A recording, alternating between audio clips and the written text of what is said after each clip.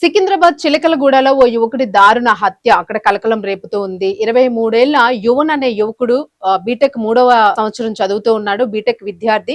ఈ అబ్బాయి అదే ప్రాంతానికి చెందిన దగ్గరలో ఉన్న ఇంట్లో ఉన్న అమ్మాయిని గత 4 ఏళ్లుగా కూడా ప్రేమిస్తూ ఉన్నాడు. ఈ ప్రేమ వ్యవహారమే ఈ హత్యకి దారి తీసింది అనేది అయితే అర్థమవుతుంది. అయితే ఆ అమ్మాయి ఏదైనా చేసిందా, లేదా ఈ ప్రేమ వ్యవహారం తెలిసిన తర్వాత అమ్మాయి కుటుంబ సభ్యులు ఏమైనా చేశారా?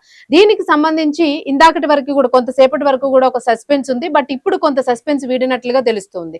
అమ్మాయికి సంబంధించి ఎవరైతే ఆ కుటుంబ సభ్యులు ఉంటారో ఈ విషయం గత 4 ఏళ్లుగా కూడా ఈ ప్రేమ వ్యవహారం కొనసాగుతుంది కాబట్టి ఖచ్చితంగా కుటుంబ సభ్యులకి, స్నేహితులకి, బంధువులకి ఎంతో కొంతమందికి అయితే తెలిసే ఉంటుంది. సో కుటుంబ సభ్యులు కూడా వారించారు అని అయితే తెలుస్తోంది. ఈ ప్రేమ వ్యవహారం తెలియడంతో కొంత వారించాము అని. అయితే కొద్ది రోజుల క్రితమే వీళ్ళు చిలకలగూడ నుంచి వాళ్ళు ఉంటున్న సీతాఫల్ మండి నుంచి చిలకలగూడకి షిఫ్ట్ అయ్యారు యువన్ అనే ఫ్యామిలీ. సో వీళ్ళు అక్కడ డబుల్ బెడ్రూమ్ హౌస్ రావడంతో అక్కడికి వెళ్ళిపోయారు. సో అది ఇది పెద్ద డిస్టెన్స్ కాకపోయినప్పటికీ కూడా వీళ్ళు తరచూ కలవడము, ఫోన్లో మాట్లాడుకోవడం, ఈ సంభాషణలు అనేవి జరుగుతూ ఉన్నాయి. అయితే ఈ గొడవల గురించి కూడా వీళ్ళిద్దరూ చర్చించుకుంటూ ఉన్నారు. ఇద్దరి మధ్య చిన్న చిన్న గొడవలు రావడము, ఇంట్లో వాళ్ళు వారించడము, కొంత స్ట్రిక్ట్ చేయడము, ఇవన్నీ అయినప్పటికీ కూడా కలుస్తూ కూడా మొత్తానికి ఏదో రోజు పెళ్లి చేసుకుందామా అనే మంచి ఆలోచనతో ఉండుండొచ్చు. మరి ఈలోపు ఈ అమ్మాయికి సంబంధించిన బంధువులు మాత్రము యువన వ్యక్తి పైన తీవ్ర కక్షను పెంచుకున్నారు. సో 23 ఏళ్ళు అంటే నార్మల్ ఒక మంచి వయసులో ఉన్న అబ్బాయి చక్క చదువుకుంటూ ఉన్నాడు.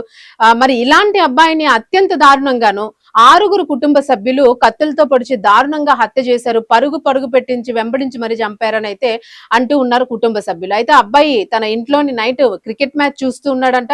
చూస్తున్న టైంలో ఒకేసారి 6 కూడా బైకులు వేసుకుని వచ్చారు. బైకులు వేసుకుని వచ్చి ఒక్కసారిగా కూడా కత్తులతో దాడి చేయడం జరిగింది. కత్తులతో దాడి చేసి అత్యంత కర్కశంగా పొడిచి పొడిచి చంపేశారు అని చెప్పేసి ఆ తల్లి విపరీతంగా రోధిస్తున్న పరిస్థితి కనిపిస్తోంది. అలాగే యువన్కి గంజాయి అంటే యువత ఎవరైతే ఉంటారో యువన్ ఫ్రెండ్స్, అలాగే అమ్మాయి తాలూకా ఫ్రెండ్స్, వీళ్ళందరూ ఎవరైతే ఉంటారో వీళ్ళందరికీ కూడా గంజాయి కూడా సప్లై చేస్తూ ఉంటారు ఈ ఫ్యామిలీ అని చెప్పేసి ఆ తల్లి అక్కడ ఆరోపిస్తూ ఉంది. అంటే మత్తు పదార్థాలని సప్లై చేస్తూ ఉన్నారు, ఈ ఫ్యామిలీ గురించి మీకు తెలియదు అది ఇదని ఆవిడ మాట్లాడడం జరుగుతుంది. అయితే సో అక్కడ పూర్తిగా పోలీస్ బలగాలు అయితే మోహరించాయి. దాదాపు 10 మందికి పైగా అక్కడ మహిళా పోలీసులు, అలాగే పురుష పోలీసులు కూడా ఉన్నారు. సో వీళ్ళందరూ కూడా అక్కడ తీవ్ర స్థాయిలోని మొత్తం వీధంతా కూడా అక్కడికి చేరుకున్న పరిస్థితి కనిపిస్తుంది. చిలకలు కూడా ఇంటికి, అలాగే సీతాఫల్ మాండే అమ్మాయి ఇంటికి కూడా బంధువులందరూ కూడా చేరుకున్నారు. సో అయితే ఈ హత్యకి సంబంధించి తాజాగా వెల్లడైన విషయాలు ఏంటంటే, అమ్మాయి విషయం తెలియడంతో అమ్మాయి సోదరుడు, అలాగే ఆ బావ, ఒకరి పేరు సాయి అని చెప్తూ ఉన్నారు. సో అందులో బావ కూడా ఉన్నాడు. మరి ఆ బావ ఈ అమ్మాయిని ఏమైనా ఇష్టపడుతూ ఉన్నాడా, ఈ నేపథ్యంలో ప్రేమ వ్యవహారం తెలిసి కక్ష పెంచుకున్నాడా, లేదు గతంలో ఏమైనా వీళ్ళిద్దరికి గొడవ జరిగిందా, ఓన్లీ ఈ ప్రేమ వ్యవహారమే వీళ్ళకి ఇబ్బందికరంగా అనిపించి చంపేద్దామని అనుకున్నారా? సో ఇవైతే ఇన్వెస్టిగేషన్ లో తెలియాల్సి ఉంది. బట్ మొత్తానికి మాత్రం 6 వ్యక్తులైతే మాత్రము పూర్తిగా కుటుంబానికి సంబంధించిన వాళ్ళు, అలాగే స్నేహితులు కూడా ఉన్నారేమో అని అనుమానాలను అయితే వ్యక్తం చేస్తూ ఉన్నారు. సో మొత్తానికి ఇది ఇన్వెస్టిగేషన్ లో తేలాల్సిన అవసరం ఉంది. అలాగే యువన్ బాడీని కూడా మార్చురీకి పోస్ట్ మార్టం నిమిత్తం తరలించడం జరిగింది. కుటుంబ సభ్యులు ఎదురు చూస్తూ ఉన్నారు. అలాగే యువతికి సంబంధించిన కుటుంబాన్ని ఇమ్మీడియట్ గా మాకు ఇప్పుడు అప్పచెప్పాలి, వాళ్లే చంపేశారు, కళ్ళ ముందు చంపేశారు అని పోలీసులను కూడా అక్కడ వాళ్ళ ఇంటిలోకి, అమ్మాయి తాలూకా ఇంటిలోకి అలౌ చేయలేని పరిస్థితి.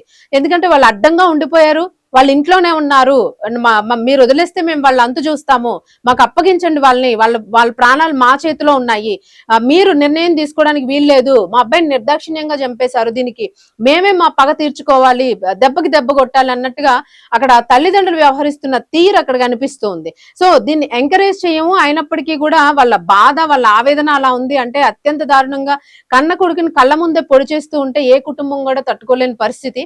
అయితే ఆ అమ్మాయి కూడా వాళ్ళు ఏమంటున్నారనంటే, అమ్మాయికి అబ్బాయికి సంబంధించిన ఒక కాల్ కూడా రిలీజ్ అయింది, ఒక ఆడియో కాల్. సో ఆడియో కాల్లో అమ్మాయి చెప్తూ ఉంది, ఇలా మా బావ మా అన్నయ్య నిన్ను చంపడానికి ప్లాన్ చేస్తూ ఉన్నారు, సో నువ్వు జాగ్రత్తగా ఉండు అది అని ఏదో సంవారిస్తున్నారు అని చెప్పేసి ఆ డీటెయిల్స్ కూడా ఉన్నాయా, విడుదలయ్యాయి అని చెప్పేసి కూడా మొత్తం మీడియా మొత్తం ఇదంతా కూడా ట్రోల్ అవుతుంది. సో ఆడియో కాల్లో కూడా వాళ్ళిద్దరు నన్ను ఏం చేయమంటావు, నేనేం చేయాలి, నేనేం చేశాను, ఇప్పుడు నాకు కూడా ఇబ్బంది, ఒకరికొకరు అట్లా మాట్లాడుకుంటూ ఉన్నారు. అలాగే ముందుగానే అమ్మాయి అబ్బాయిని జాగ్రత్త పడేలాగా ఉండేలాగా కొంచెం ఇంటిమేషన్ ఇచ్చింది. అయినప్పటికీ కూడా ఈ లోపే దాడి చేశారు అనేది కూడా వాళ్ళు అబ్బాయి ఫోన్ కాల్ రికార్డ్ నా పేరెంట్స్ వినిపిస్తున్నట్లుగా మనకు తెలుస్తుంది. సో ఏది ఏమైనా మొత్తానికి 23 ఏళ్ల ఆ యువకుడు అనవసరంగా కత్తిపోట్లకు బలైపోయాడు. ఒక ప్రేమ మరొకసారి ఇది మరి కులానికి సంబంధించా, దేనికి సంబంధించి కక్ష తీర్చుకున్నారు, లేదు ఒక కుటుంబ స్థాయికి సంబంధించి ఈ హత్య చేశారా, ఇంకా ఏవైనా ఇతర గొడవలు ఉన్నాయా వీళ్ళ మధ్య? సో ఇవన్నీ కూడా ఇప్పుడు పోలీసుల ఇన్వెస్టిగేషన్ లో అయితే తెలియాల్సిన అవసరం ఉంది.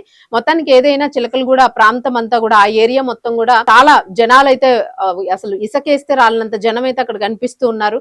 సో యువనికి మద్దతు తెలుపుతూ కూడా యువన్ మరణాన్ని వాళ్ళు ఖండిస్తూ వాళ్ళ మీద ఆ అమ్మాయికి సంబంధించిన బంధువుల్ని అసలు బయటికి వస్తే చాలు ప్రాణాలు తీసేస్తాం అన్నట్టుగా వాళ్ళు అక్కడ గందరగోళం సృష్టిస్తూ ఉన్నారు. మరి దీన్ని పోలీసులు వారించే ప్రయత్నం చేస్తూ ఉన్నారు. సో మరి ఏం జరుగుతుంది అనేది అయితే వెయిట్ చేయాలి. ఇంకా ఇన్వెస్టిగేషన్ జరుగుతోంది.